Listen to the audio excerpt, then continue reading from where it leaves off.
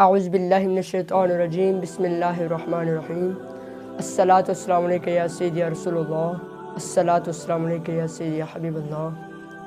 السلام علیکم ناظرین، آپ دیکھ رہے ہیں ریئل اسکیچ آف اسلام اور میں ہوں آپ کا میزبان محمد احسان احمد۔ ناظرین، جس طرح ہم ہجرت مدینہ اور آقا صلی اللہ علیہ وسلم کی زندگی کی ٹائم لائن کو ڈسکس کر رہے تھے، ہم نے بہت سارے ایسے واقعات ہیں جو ہم اب تک ڈسکس کر چکے ہیں، ان کی ڈیٹیل میں نہیں جانا چاہوں گا، لیکن میں ایک مرتبہ یہ تمام تر چیزیں ریوائز کرنا چاہوں گا تاکہ آپ لوگوں کے ذہنوں میں یہ چیزیں بیٹھ جائیں۔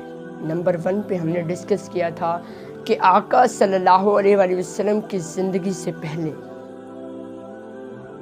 آقا صلی اللہ علیہ وسلم کی پیدائش سے پہلے ابرہہ کا واقعہ پیش آتا ہے مکے میں۔ ابرہہ مکے پر حملہ کرتا ہے۔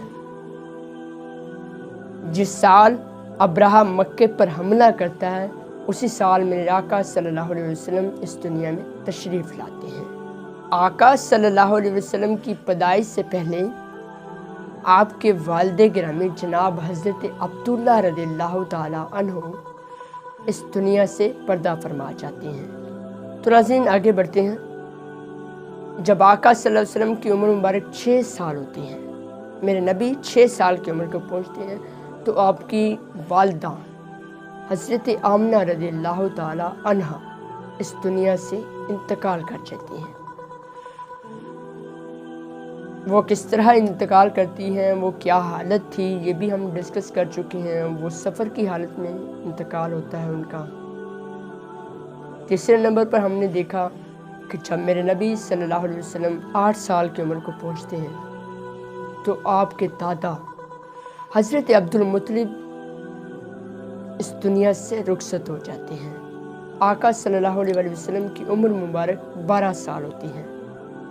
12 سال کی عمر میں میرے نبی صلی اللہ علیہ وآلہ وسلم ملک شام کا سفر اپنے چچا کے ساتھ کرتے ہیں۔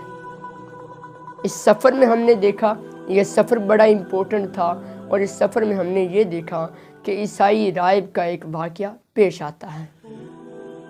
ذرا ان تمام تر چیزوں کو ذہن نشین کرتے جائیے گا جو پیچھے ہم ڈسکس کر چکے ہیں۔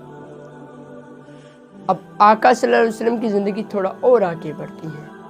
میرے نبی صلی اللہ علیہ وسلم کی عمر مبارک اب 24 اور 25 سال کے درمیان ہوتی ہے، تو میرے آقا صلی اللہ علیہ وسلم دوبارہ ملک شام کا سفر کرتے ہیں۔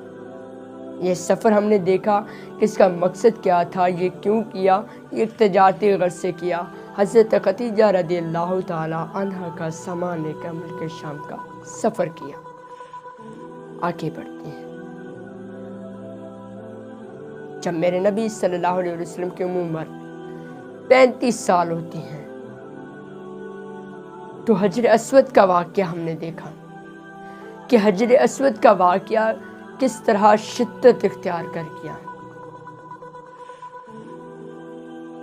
حجر اسود کا تنازع ایک بہت بڑا تنازع بن چکا تھا، اور نعوذ باللہ یہ لگ رہا تھا کہ شاید یہ آپس میں لڑ کر اور خون ریزی کا خدشہ پیدا ہو گیا تھا۔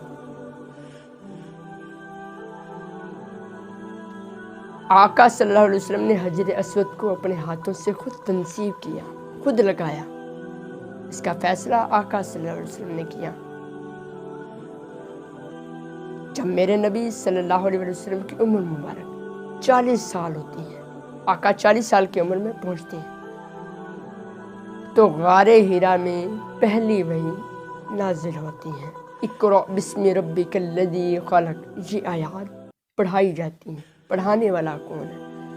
حضرت جبرائیل امین علیہ السلام۔ آقا صلی اللہ علیہ وسلم جب واپس جانے لگتی ہیں تو آقا صلی اللہ علیہ وسلم کپ کپی کی حالت میں ہوتے ہیں، گھر جاتے ہیں۔ حضرت خدیجہ رضی اللہ تعالی عنہ حوصلہ دیتی ہیں، ہمت دیتی ہیں آقا صلی اللہ علیہ وسلم۔ اس کے بعد جب پہلی وحی نازل ہو جاتی ہے تو آقا صلی اللہ علیہ وسلم 3 سال تک جو ہے وہ خفیہ تبلیغ کرتے ہیں۔ اس کے بعد آقا صلی اللہ علیہ وسلم جبل سور پر کھڑے ہو کر اعلان نبوت کرتے ہیں باقاعدہ طور پر۔ جب اعلان نبوت کرتے ہیں جبل سور پر کھڑے ہو کر، تو میرے نبی کے سامنے کون کون سی شخصیات موجود ہیں؟ مشرکین بھی ہیں، کفار بھی ہیں، سردار بھی موجود ہیں، اور وہ سبھی آقا صلی اللہ علیہ وسلم کو صادق اور امین کا لقب دے چکے ہیں، ایمانتیں رکھوایا کرتے تھے۔ لیکن جب میرے آقا صلی اللہ علیہ وسلم نے اعلان نبوت کیا، باقاعدہ طور پر اس کا اعلان کیا جبل سور پر کھڑے ہو کر، تو میرے آقا نے کیا کہا کہ اگر میں آپ کو کہوں کہ اس پہاڑ کے پیچھے سے ایک قافلہ آ رہا ہے جو تم پر حملہ آور ہو جائے گا، تو کیا میری بات پر یقین کرو گے؟ تو یہ جب آقا صلی اللہ علیہ وسلم نے یہ الفاظ کہے تو کفار، مشرکین، سردار سبھی بول اٹھے، ہم نے اس زبان سے سچ کے علاوہ کچھ نہیں سنا، تو ہم یقین کریں گے۔ سبھی نے حامی بھری۔ اس کے بعد کیا ہوا؟ سبھی مخالف ہو گئے۔ جب اعلان نبوت ہو گیا، مکہ کا ایک ایک شخص جو ہے وہ اسلام کے مخالف ہو گیا۔ چند افراد باقی تھے، صحابہ کرام اور چند لوگ قریبی رفقا تھے جو آقا صلی اللہ علیہ وسلم اور دین اسلام کے ساتھ شانہ بشانہ کھڑے تھے۔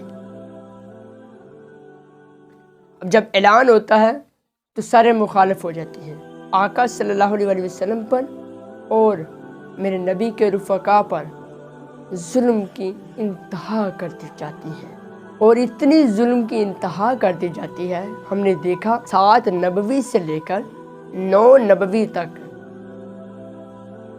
جو ہے وہ شعیب ابی طالب میں محصور کر دیے گئے۔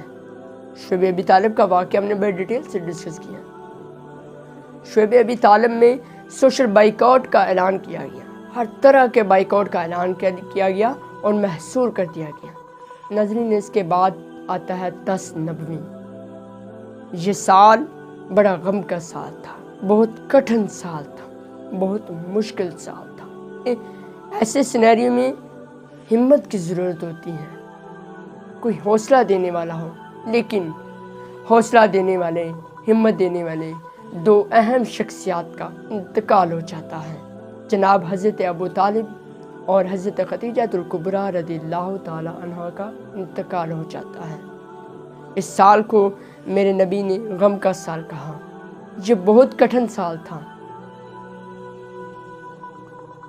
کیونکہ سینیریو اس طرح کا تھا کہ ہمت اور حوصلہ چاہیے تھا، لیکن ہمت اور حوصلہ دینے والی 2 اہم شخصیات کا انتقال ہو جاتا ہے۔ ایک اور آزمائش، پھر میرے نبی صلی اللہ علیہ وسلم اسی 10 نبوی کے آخر میں طائف کا سفر کرتے ہیں۔ یہ اگین ایک جو ہے وہ کریٹیکل ایئر تھا، جس میں پھر جو ہے وہ ظلم کی انتہا کر دی گئی۔ ظالموں نے اتنا ظلم کیا، میرے نبی صلی اللہ علیہ وسلم کے قدم مبارک خون سے بھر چکے تھے۔ یہ اتنا کٹھن سال تھا، اتنا ظلم کیا گیا۔ اگین جب میرے آقا صلی اللہ علیہ وسلم واپس آتے ہیں تو مکے کے راستے بند ہو چکے ہوتے ہیں۔ آقا صلی اللہ علیہ وسلم اپنے کسی صحابی کے تھرو مکے میں داخل ہوتے ہیں، تھوڑی سی زندگی اور آگے بڑھتی ہے۔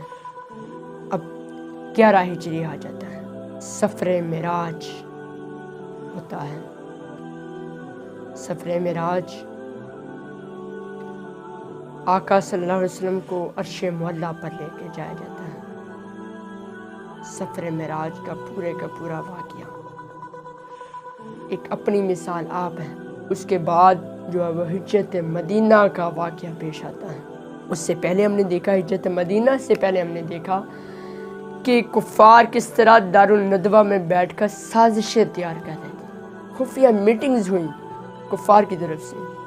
عمر بن حشام، ابو جہل شامل تھا، ابو لہب شامل تھا، شیطان لعین شیخ نجدی کے روم میں شامل تھا۔ ناظرین، ہم نے دیکھا دارالندوہ میں کس طرح خفیہ میٹنگز ہو رہی تھی۔ نعوذ باللہ جو وہ آقا صلی اللہ علیہ وسلم کو قتل کرنے کی تجاویز پیش کی جا رہی تھی۔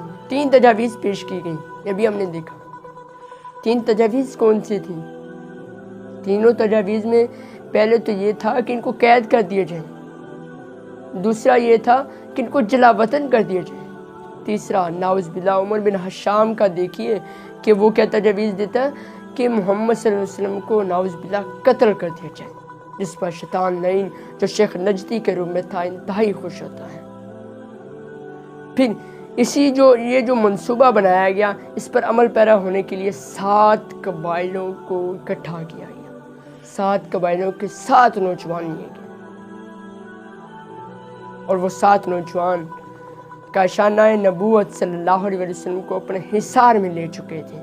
شام کا وقت تھا اور یہ 7 نوجوان، ان کے نام میں آلریڈی ڈسکس کر چکا ہوں، یہ 7 نوجوان میرے نبی صلی اللہ علیہ وسلم کے گھر کے چاروں طرف کھڑے ہیں، حصار باندھے،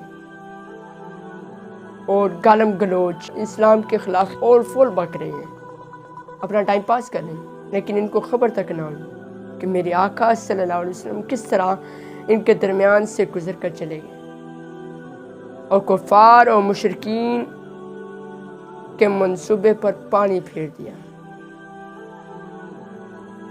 دیکھیے کیا ہوتا ہے کہ جب یہ سارے گفتگو کر رہے تھے اسلام کے خلاف، یہ 7 نوجوان،